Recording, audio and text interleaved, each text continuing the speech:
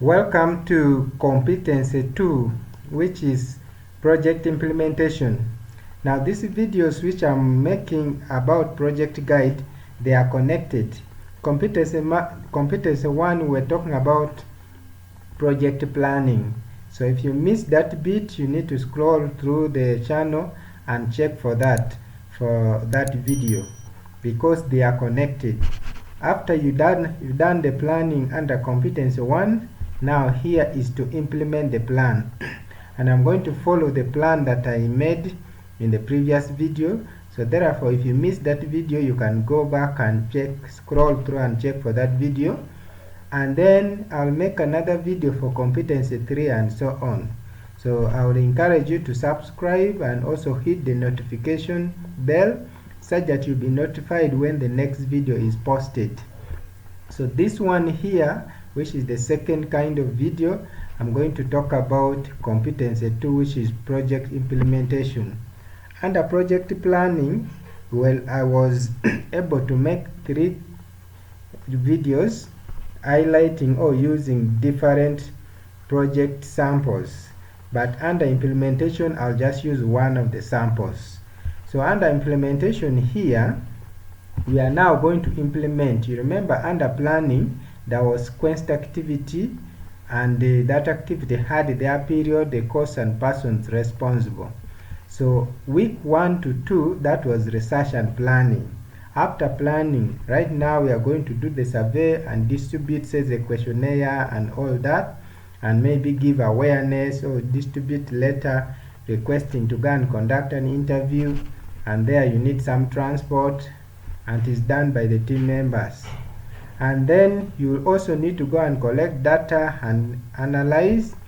And after analyzing, we are aiming at using a poster to do our campaign. So you design the poster at this implementation stage, and also to create awareness, and then you go ahead and do the campaign awareness.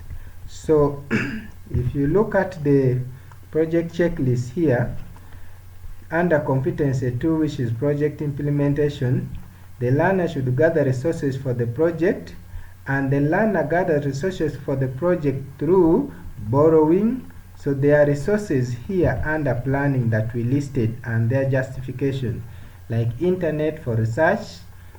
So this internet the learner may not have, so can decide to borrow either from the teacher or from anybody within the institution.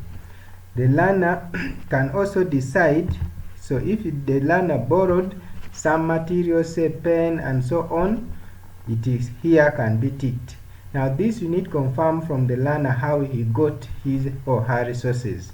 And if you can approve, or if you can confirm how the learner got, you'll be able to mark this properly. So exchange of materials, so there are some materials that the learner can just exchange with one another. Others may require buying. For instance, if you look at the resources here, there are pens, paper, clipboard. So some may require buying. Clipboard, if there is a teacher having, the learner can just decide to borrow. Camera may be hired. Then a marker, glue may be bought. Then time, wildlife, somebody may be hired. So you will find out from the learner how these were got. Did he buy some? Did he improvise? For example, like the pen, the most of the materials needed here. Did he fundraise for the materials? And then tick accordingly and put the number in this box. And then using the gathered resources. The learner uses the gathered resources for the planned purpose and also for marked purposes. Now here, if you look at carefully, every resource had justification how it's supposed to be used, like internet for research and gathering information, survey materials like paper, pen, and this for conducting survey, camera to take photos, poster material for marker, the marker, the glue for creating the campaign posters. So the learner can decide to use the materials for what it is, for what the justification is talking about, or what it is planned for, or may also be creative and use that same material for many purposes. So you score here accordingly. And then when the learner is engaging with stakeholders, the learner engages the stakeholders to play their role, so he or she should provide evidence of engagement. And one of the evidence could be letters, like letter of invitation, request contact, acceptance, and so on. If, for example, the learner wants to go and conduct a survey somewhere, can send a request and it can be confirmed, accepted, or approved. And the learner needs to keep that evidence to be shown, such that the learner will be scored here. Then the reports from there, the minutes of their meeting, the pictures taken using the camera, the posters, the audio visual if they are there. So you tick this accordingly.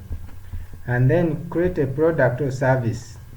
According to this, our product is to design a poster that will be used for sensitization.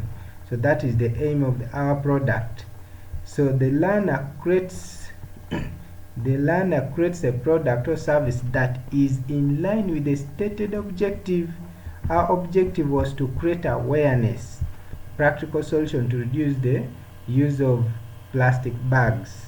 So if that poster is going to achieve this objective of practical solution to reduce the use of plastic bags and protect wildlife, then the learner can be scored here because the product will be in line with the stated objectives. Then also the product is authentic. That means the learner made it by himself or herself. If it is something duplicated, then the learner won't be scored here. And it should also be unique, exceptional. If you compare with what is already in the market, what feature is exceptional if you compare what the learners come up with.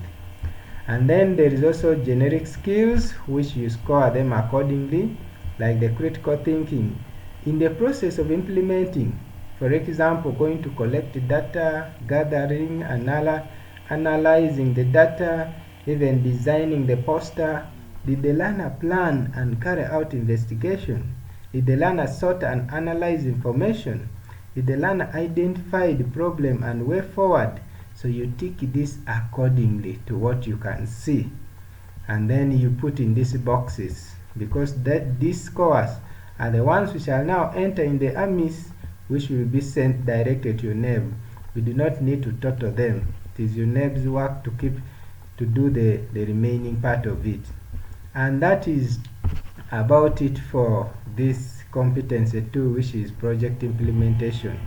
So the implementation part is what will take much of the time.